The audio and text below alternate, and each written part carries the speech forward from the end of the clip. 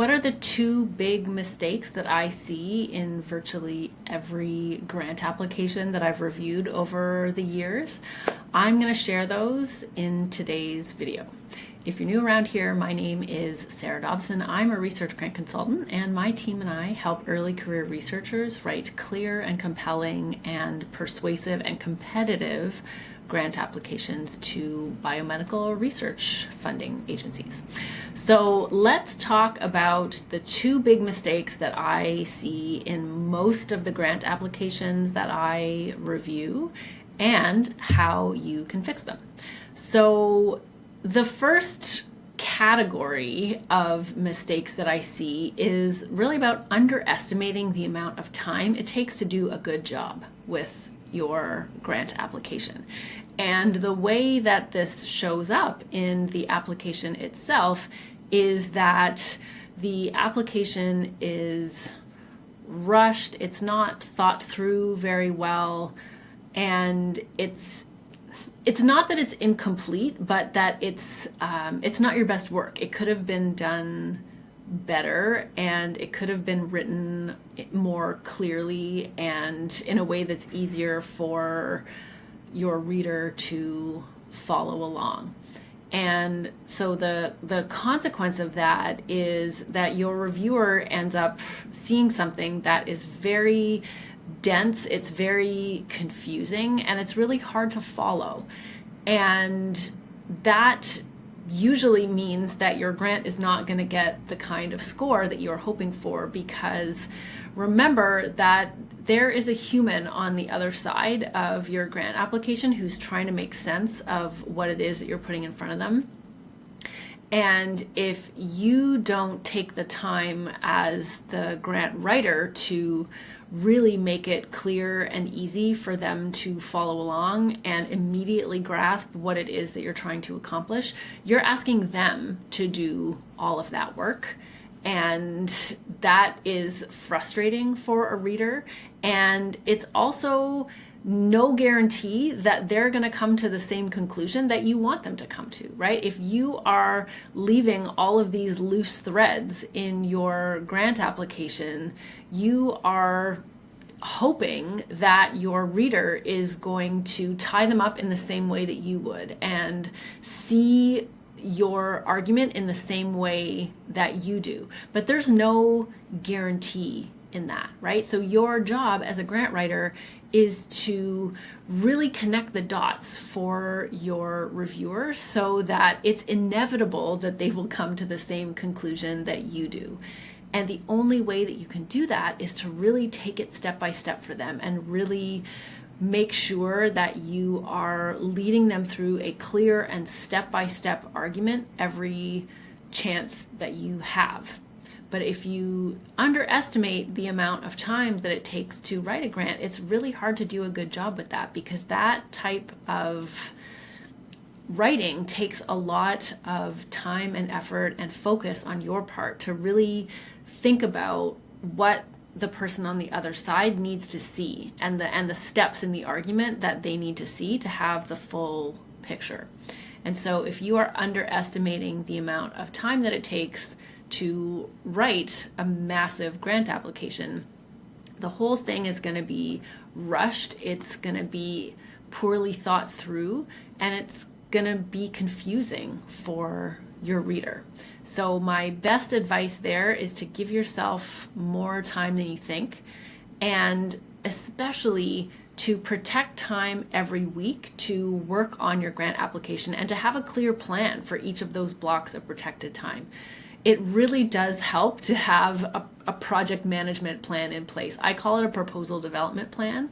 So you lay everything out and you make sure that you've broken down this massive project into smaller pieces, and that those pieces have an actual time slot in your schedule for you to work on.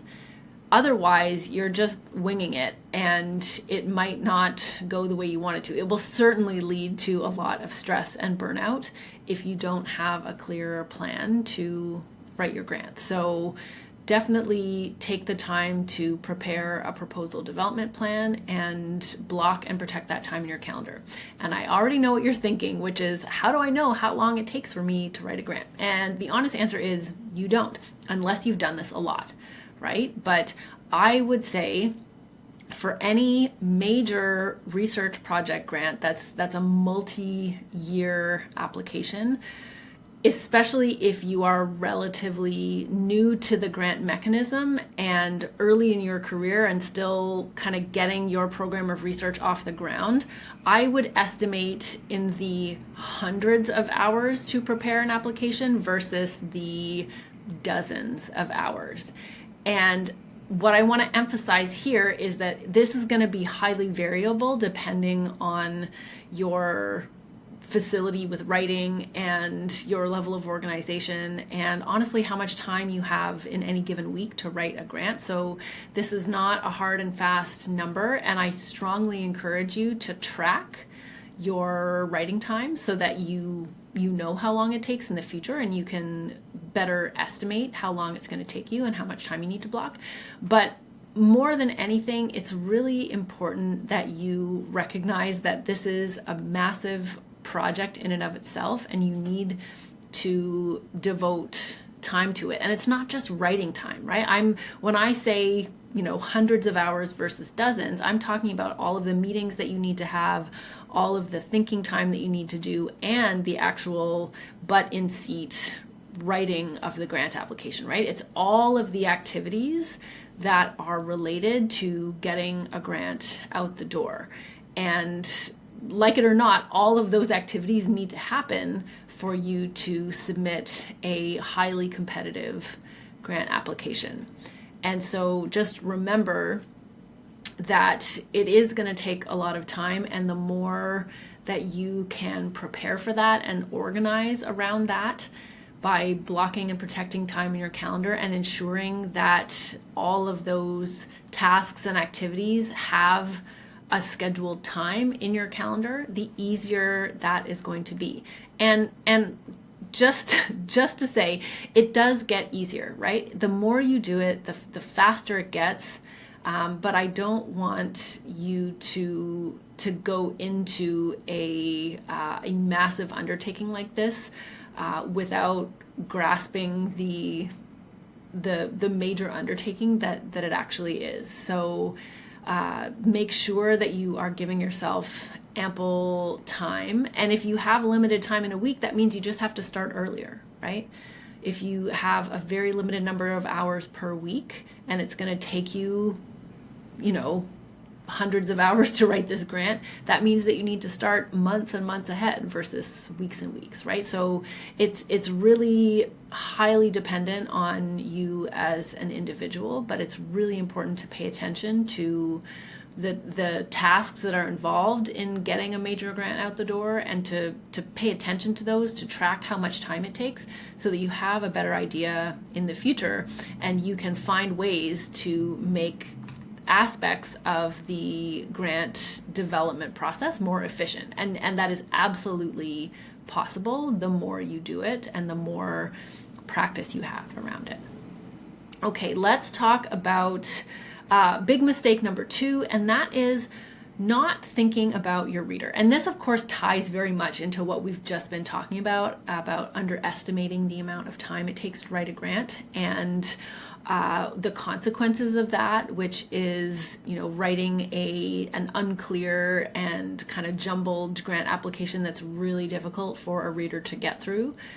This issue around not thinking about your reader is very much related to that, right? If you think about grant writing as just filling out a bunch of paperwork and submitting it to a funding agency, you are missing the point.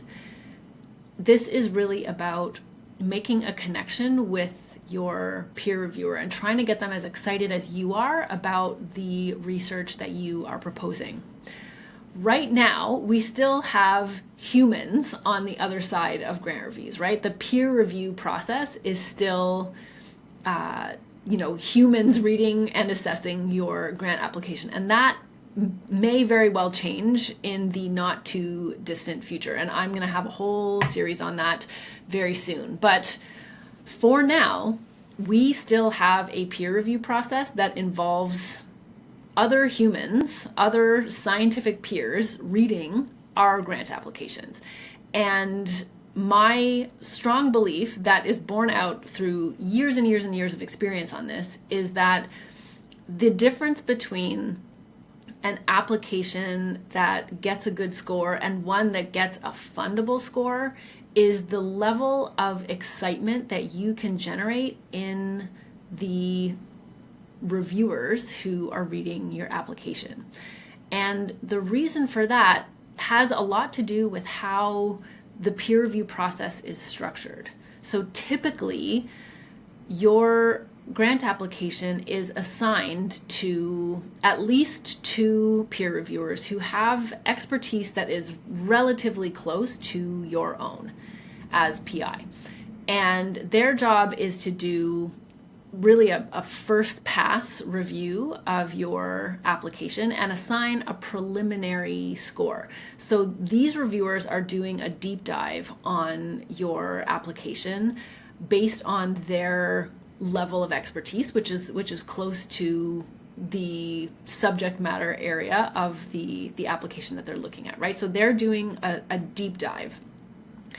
But then what happens is if your grant scores well enough in that preliminary stage with these assigned reviewers, your grant is brought to the wider peer review committee for discussion, right? And usually what happens is that your assigned reviewer has to present your grant to the rest of the peer review group for discussion. And then after that discussion, a final score is determined. And because that's the way that most peer review, scientific peer review works, that means that first of all, you have to get those assigned reviewers on board with your idea.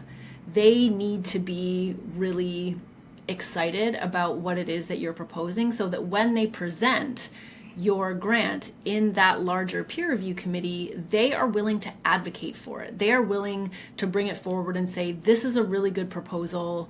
I think that this grant deserves a really good score that will ultimately get it funded, and here's why, right? So first of all, you want to make it really easy for them to do that. You want to make your grant memorable enough and easy enough to explain to the peer review committee so that they can advocate for your grant well.